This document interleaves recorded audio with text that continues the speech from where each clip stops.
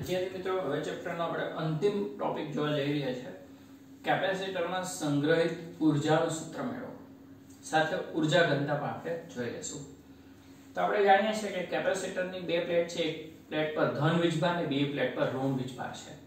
તો પ્લેટો પર આ વીજભાર લાવવા માટે કાર્ય કરવું પડે છે અને જેટલું કાર્ય કરો એટલી ઊર્જામાં સંગ્રહિત થાય છે।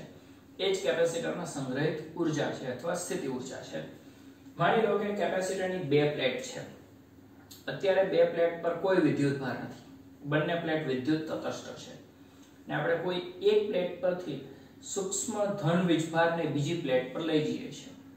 ચલો, એક પ્લેટ પરથી ડેલ્ટા ક્યુ જેટલો સૂક્ષ્મ વીજભાર બીજી પ્લેટ પર લઈ ગયા તો બીજી પ્લેટ પર કેટલો ધન વીજભાર આવશે? ડેલ્ટા ક્યુ। એના બદલામાં પહેલી પ્લેટ પર શું થઈ જશે? માઈનસ ડેલ્ટા ક્યુ। પાછો બીજો ડેલ્ટા ક્યુ ત્યાં લઈ જાઓ તો અહીંયા કેટલો થઈ જાય? પ્લસ 2 ડેલ્ટા ક્યુ, અહીંયા થઈ જાય માઈનસ 2 ડેલ્ટા ક્યુ। આમને એમ કરતા કરતા આગળ વધીએ તો આ પ્લેટ પર કુલ વીજભાર કેપિટલ ક્યુ અને આના પર આવી જાય માઈનસ ક્યુ।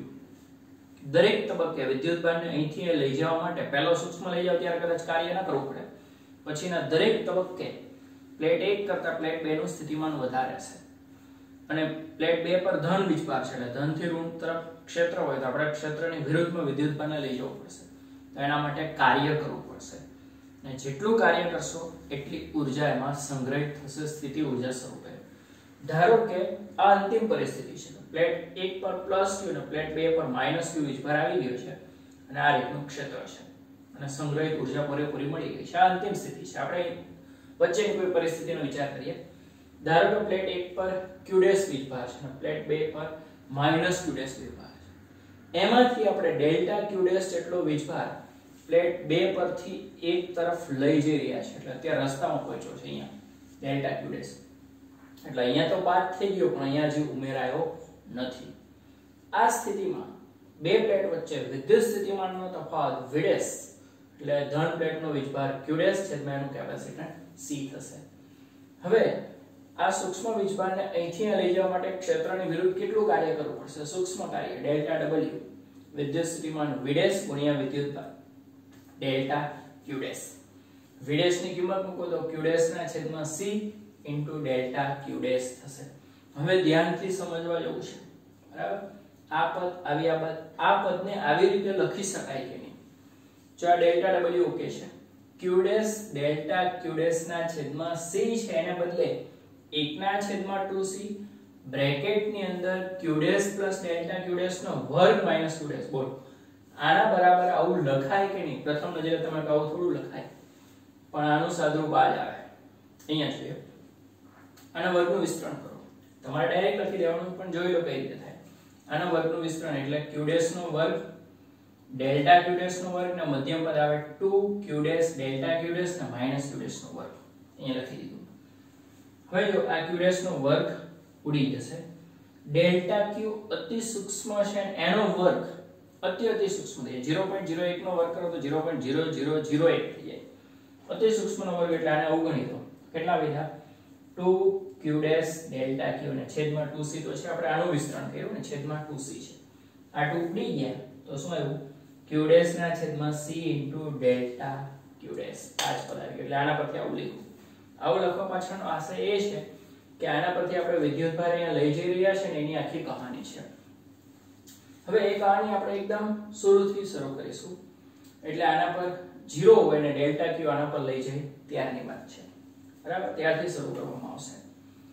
તો એવા જેટલા પણ પગલાઓ હશે, એવા જેટલા પણ વિદ્યુતભારને લઈ જશો એ બધાના કાર્યનો સરવાળો કરીશું એટલે કુલ કાર્ય મળશે। w બરાબર સિગ્મા ડેલ્ટા w બધા પગલા પર સરવાળો રહેશે, બરાબર? તો એ સરવાળામાં અત્યારે તો આ જ પદ બેઠું મૂકી દીધું, આ ડેલ્ટા w ની કિંમત હતી આ જ મૂકી દીધી, પણ આખો સિગ્મા છૂટો પડ્યો। માની લો કે અહીંયા અત્યારે 0 વીજભાર છે અને આપણે ડેલ્ટા q ને અહીંયા લઈ જઈ રહ્યા છે તો અહીંયા આવશે ડેલ્ટા q' નો વર્ગ માઈનસ 0। હવે શું થઈ ગયું? અહીંથી બીજો ડેલ્ટા q ને લઈ જાઓ તો અહીંયા થઈ જાય 2 ડેલ્ટા q' નો વર્ગ, તો અહીંયા આવશે માઈનસ ડેલ્ટા q' નો વર્ગ। હજી લઈ જાઓ તો અહીંયા થઈ જશે 3 ડેલ્ટા q' નો વર્ગ, ત્યાં આવશે માઈનસ 2 ડેલ્ટા q' નો વર્ગ। હકીકતમાં આપણે શું કરીએ છીએ, આ જ પદમાં ધારો કે આ પ્લેટ પરનો વીજભાર અત્યારે છે જ નહીં, આ બંને 0 છે, q ડેશ ની કિંમત 0 લઈ લો તો શું આવે ડેલ્ટા q ડેશ નો વર્ગ માઈનસ 0 નો વર્ગ, બરાબર. પછી બીજો ડેલ્ટા q ડેશ ને લઈ જાવ તો અહીંયા 2 ડેલ્ટા q ડેશ નો વર્ગ માઈનસ ડેલ્ટા q ડેશ નો વર્ગ, 3 ડેલ્ટા q ડેશ નો વર્ગ માઈનસ 2 ડેલ્ટા q ડેશ નો વર્ગ.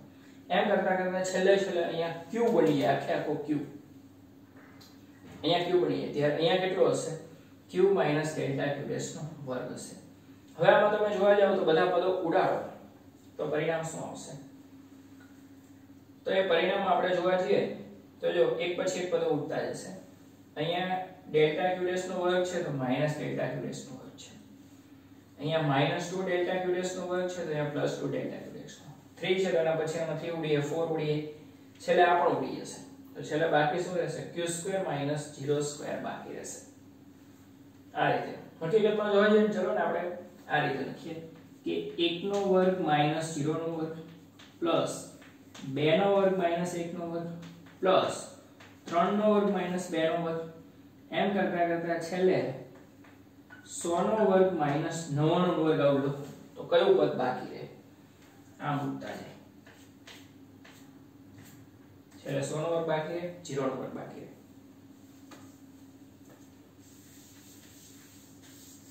એટલે છેલ્લે આપણે જે બાકી રહેશે તે કંઈક આ રીતે હશે q² માઈનસ 0² 0 ને ઉગાડી દો તો q² ના છેદમાં 2c તો w બરાબર q² 2c આટલું કાર્ય કરવું પડે.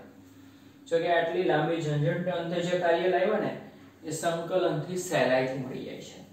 કઈ રીતે મળે અહીંયા બતાવેલું છે q ડેશ ના છેદમાં c ડેલ્ટા q ડેશ છે ને આનું સંકલન કરી નાખો આખા પદનું ક્યાંથી ક્યાં સુધી. પહેલા 0 વિદ્યુતભાર છે છેલ્લે q છે 0 થી q સુધી. ચલો q dash delta q dash આ સંકલન કરવા માટે વપરાય એક ઘાત છે. સંકલન માટે ઘાતનો નિયમ ઘાતમાં 1 નો વધારો છેદમાં નવી ઘાત એટલે q ડેશ નો વર્ગ ને છેદમાં 2 આવશે અને આ c તો છે સીમાઓ 0 થી q. ચલો q ડેશ ના સ્થાને q નો વર્ગ માઈનસ q ડેશ ના સ્થાને 0 નો એટલે આ જ પદ આવી જાય પાછું એટલે છેલ્લે q² 2c થઈ જશે. તો આ કાર્ય આવ્યું q² ના છેદમાં 2c. પણ એના અલગ અલગ સ્વરૂપ જોઈએ. આપણે જાણીએ છીએ q બરાબર cv છે તો q² એટલે c² v² એક c ઉડી એટલે 1/2 cv². આ પણ એક વધારે વપરાતું સૂત્ર છે 1/2 cv². 1/2 cv² માં cv * v લખો તો cv એટલે q થાય એટલે 1/2 qv પણ કહેવાય. તો ત્રણ સ્વરૂપ થયા બધી ના 1/2 qv q² 2c અને 1/2 cv². યાદ કરો ગતિ ઊર્જાના આવા ત્રણ સ્વરૂપ જ આવતા હતા 1/2 mv² p² 2m અને pv/2. આમાં q અને c છે ત્યાં c અને v છે અહીંયા q અને v છે. તો આટલું કાર્ય તંત્રની સ્થિતિ ઊર્જા સ્વરૂપે સંગ્રહિત થશે એટલે આ સ્થિતિ ઊર્જા u પણ કહેવાય. બરાબર. ત્રણ માંથી કોઈ પણ સૂત્ર તમે વાપરી શકો જેવી જરૂરિયાત સૌથી વધારે 1/2 cv² અને q² 2c વપરાય છે આ નથી વપરાતું 1/2 qv. હવે ઊર્જા તો મળી ગઈ કેપેસિટરમાં સંગ્રહિત ઊર્જા ક્યાં હશે? ક્યારેક આવો એમસીક્યુ પૂછી નાખે કે કેપેસિટરમાં સંગ્રહિત ઊર્જા ખરેખર ક્યાં હશે? શું ધન પ્લેટ પર હશે, ઋણ પ્લેટ હશે, ઋણ પ્લેટ પર કે વચ્ચેના વિદ્યુત ક્ષેત્રની અંદર સંગ્રહિત હશે? તો એનો જવાબ છે વચ્ચેના વિદ્યુત ક્ષેત્રમાં ઊર્જા સંગ્રહિત હોય છે. ધન પ્લેટ કે ઋણ પ્લેટ પર નથી હોતી, વચ્ચેના વિદ્યુત ક્ષેત્રમાં ઊર્જા સંગ્રહિત હોય છે. એ આપણે જોઈ પણ લઈએ. ચલો આપણે આ સૂત્રથી શરૂઆત કરીએ q² 2c. q એટલે સિગ્મા * a કહેવાય કારણ કે સિગ્મા એટલે q/a કહેવાય છે. q ના સ્થાને સિગ્મા મૂક્યું. કેપેસિટન્સ c એપ્સિલોન 0 એના છેદમાં d મૂક્યા. હવે આપણે આવું સૂત્ર પણ જાણીએ છીએ E બરાબર સિગ્મા ના છેદમાં એપ્સિલોન 0. સિગ્મા એટલે શું કહેવાય? એપ્સિલોન 0 * e કહેવાય. તો સિગ્મા ના સ્થાને એપ્સિલોન 0 e નો વર્ગ a નો વર્ગ છૂટો કર્યો d અંશમાં આવી ગયો છેદમાં આ છે. a નો વર્ગ છે ને a છે એટલે a બાકી રહેશે d રહેશે e² રહેશે એપ્સિલોન 0 નો વર્ગ ને છેદમાં એપ્સિલોન એટલે 1 એપ્સિલોન અંશમાં બાકી રહેશે 1/2. હવે a * d એટલે શું છે? જો આ કેપેસિટરની આ બે પ્લેટોના ક્ષેત્રફળ a છે બંને વચ્ચેનું અંતર d છે તો a * d એટલે શું કહેવાય? કદ કહેવાય. a * d એટલે કેપેસિટરની બે પ્લેટ વચ્ચે ઘેરાયેલું કદ થશે. કયું? a * d. ઊર્જાના છેદમાં કદ એટલે ઊર્જા ઘનતા કહેવાય. એકમ કદ દીઠ સંગ્રહિત ઊર્જાને ઊર્જા ઘનતા કહેવામાં આવે છે. એટલે ઊર્જાના છેદમાં કદ એટલે a * d છે તો u ના છેદમાં a * d એટલે એને સ્મોલ u વડે દર્શાવવામાં. સ્મોલ u એટલે ઊર્જા ઘનતા કહેવાય. કેટલું બાકી રહ્યું? 1/2 એપ્સિલોન 0 e². કેપેસિટરમાં સંગ્રહિત ઉર્જા ઘનતા એટલે શું આવે 1/2 એપ્સિલોન 0 e સ્ક્વેર. અમારી એપ્સિલોન 0 અચળાંક છે 2 અચળ છે e સ્ક્વેર આવ્યો. એટલે કેપેસિટરની બે પ્લેટ વચ્ચે જે સમાન વિદ્યુત ક્ષેત્ર છે ને એના સંદર્ભમાં ઉર્જા સંગ્રહિત થઈ છે અથવા તો ઉર્જા ઘનતા. તો ફરી એક વખત કેપેસિટરમાં સંગ્રહિત ઉર્જાની સમજૂતી આપો અથવા ઉર્જાનું સૂત્ર મેળવો. વધારે ઉર્જા ઘનતા બી પૂછી શકાય. તો કેપેસિટરની બે પ્લેટ પર વિદ્યુતભાર સંગ્રહિત કરવા માટે કાર્ય કરવું પડે છે અને જેટલું કાર્ય કરો એટલી ઉર્જા સંગ્રહિત થાય છે. શરૂઆતમાં બે પ્લેટ પર કોઈ વિદ્યુતભાર નથી. આપણે આ પ્રમાણે વિચારીએ. ધારો કે આ પ્લેટ 2 છે અને આ પ્લેટ 1 છે. હવે આપણે પ્લેટ 2 પર કોઈ વીજભાર નથી અને 1 પર બી કોઈ વીજભાર નથી. 2 પરથી 1 પર ડેલ્ટા Q લઈ છીએ તો 1 પર કેટલો થશે પ્લસ ડેલ્ટા Q તો 2 પર કેટલો થઈ જશે માઈનસ ડેલ્ટા Q. એમ કરતા કરતા આગળ વધવાનું છે. ડેલ્ટા Q લઈ જ કરો. અહીંયા માઈનસ વધતો જશે, અહીંયા ધન વધતો જશે, છેલ્લે અહીંયા પૂરેપૂરો પ્લસ કેપિટલ Q ને અહીંયા માઈનસ કેપિટલ Q આવી જાય ત્યારે અટકી જવાનું. ત્યારે ફૂલ્લી ચાર્જ થઈ ગયું કેપેસિટર, સંગ્રહિત પૂરેપૂરી ઉર્જા આવી જશે. ધારો કે જે આપણે Q સુધી નથી પહોંચ્યા, વચ્ચેની કોઈ કિંમત Q' છે.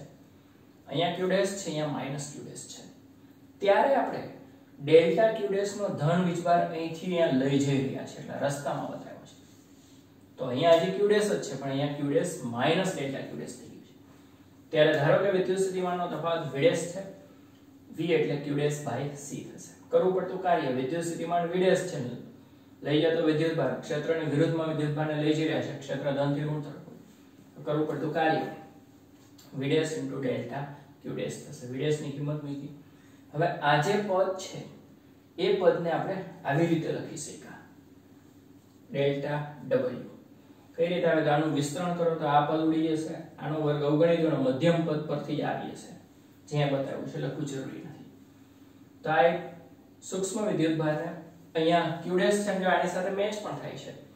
અહીંયા માઈનસ Q' છે, અહીંયા Q' છે અને આપણે ડેલ્ટા Q ને અહીંથી અહીંયા લઈ ગયા એટલે અહીંયા Q' પ્લસ ડેલ્ટા Q' થઈ ગયું અને અહીંયા હજી માઈનસ Q' છે. આવા જેટલા પણ કાર્ય છે બધાનો સરવાળો કરો એટલે કુલ કાર્ય મળશે. કુલ કાર્ય W બરાબર સિગ્મા ડેલ્ટા W બધા પગલા પર સરવાળો લખી દીધો. હજી આ જ છે. હવે બધા પગલા 0 થી શરૂ કરવાના છે. કે Q' 0 હોય, Q' ની કિંમત 0 મૂકો એટલે આ પદ મળે. Q' ની કિંમત ડેલ્ટા Q' મૂકો એટલે આ પદ મળે. એક એક ડેલ્ટા Q' વધારતા જવાના. Q' ની કિંમત 2 ડેલ્ટા Q' મૂકો એટલે આ પદ મળે. એમ કરતા કરતા આખાની કિંમત Q મૂકો અહીંયા Q તો આ કેટલો આવશે? એનાથી ડેલ્ટા ઓછો એટલે Q - ડેલ્ટા Q' નો વર્ગ થશે. હવે ઉડાડીએ તો કઈ રીતે થશે? આ ઉડી જશે, પછી આ 2 અહીંયા મૂકશે, 3 એના પછીના મૂકશે. એમ કરતા કરતા Q² બાકી રહેશે ને છેલ્લે આ ઉડી જશે. Q² - 0² એટલે Q²/2C આવશે. આ જ વસ્તુ સંકલનથી પણ લાવી શકાય છે. તો સંકલનથી કઈ રીતે લાવી શકાય? આનું સંકલન કરી નાખો.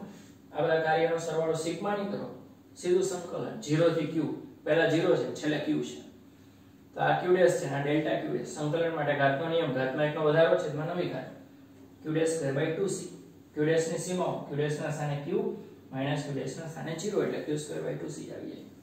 તો આ સંગ્રહિત ઉર્જા અથવા કરવું પડતું કાર્ય છે. એના બીજા સ્વરૂપ મેળવવો હોય Q બરાબર CV મૂકો. એક C ઉડી જશે 1/2 CV². CV² એટલે CV * V એટલે કે Q * V. તો ત્રણ સૂત્ર થયા Q²/2C 1/2 CV² અને QV/2. આ કાર્યતંત્રની સ્થિતિ ઉર્જા સ્વરૂપે સંગ્રહિત થશે.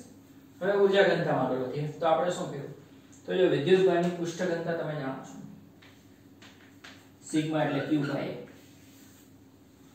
તો આપણે Q ના સ્થાને કિંમત મૂક્યું સિગ્મા * A અહીંયા. પછી સિગ્મા ની પછી કિંમત મૂકી ε0 * A અને S² ને અલગ કરીને D છેદનો જે અંશમાં કેપેસિટન્સ C ના સ્થાને ε0A/D તો તમે જાણો છો ε0A/D. તો આ ત્રણ કિંમતનો ઉપયોગ કરેલો છે. A નો એક ઘાત ઉડી જશે, ε0 નો એક ઘાત ઉડી જશે, AD ને અલગ કરી દેવો કારણ કે આ કદ છે. કેપેસિટર અને પ્લેટોનું ક્ષેત્રફળ વચ્ચેનું અંતર D એટલે આ કદ V થઈ જશે. ઉર્જાના છેદમાં કદ એટલે ઉર્જા ઘનતા. એકમ કદ દીઠ સંગ્રહિત ઉર્જાને ઉર્જા ઘનતા કહે છે. U/V એટલે કે U/AD, સ્મોલ u એટલે ઉર્જા ઘનતા 1/2 ε0 સ્ક્વેર. એટલે કેપેસિટરમાં સંગ્રહિત ઊર્જા ધન પ્લેટ પર બી નથી, ઋણ પ્લેટ પર પણ નથી, વચ્ચેના વિસ્તારમાં વિદ્યુત ક્ષેત્ર સ્વરૂપે સંગ્રહિત થાય છે. આ યાદ રાખો, સમાન વિદ્યુત ક્ષેત્ર સંગ્રહિત ઊર્જા આ રીતે મળશે. હવે આ સૂત્ર આપણે સમાંતર પ્લેટ કેપેસિટર માટે મેળવેલા છે, પણ કોઈ પણ વિદ્યુત સંરચનાને આ લાગુ પડશે જે વિદ્યુતભાર ઉર્જાનો સંગ્રહ કરતી હશે એવી કોઈ પણ રચનાને ઊર્જા ઘનતા કે ઊર્જાના સૂત્ર લાગુ પડશે. હા, સમાંતર પ્લેટ કેપેસિટરનું કેપેસિટન્સ ε0 ભાગ્યા d છે. પછી નળાકાર કેપેસિટન્સ જુદું હોય, ગોળીય કેપેસિટન્સ જુદું હોય, કેપેસિટન્સ C ના સૂત્ર જુદા જુદા આવશે. શ્રેણી જોડાણમાં વ્યસ્તનો સરવાળો, સમાંતર જોડાણમાં બેઠો સરવાળો, સંગ્રહિત ઊર્જા, ઊર્જા ઘનતા બધા માટે સમાન આવશે. તો આ ચેપ્ટરનો અંતિમ ટોપિક, અંતિમ પ્રશ્ન તો જે સમાપ્ત થયો. હવે આપણે ઉદાહરણ જોઈશું.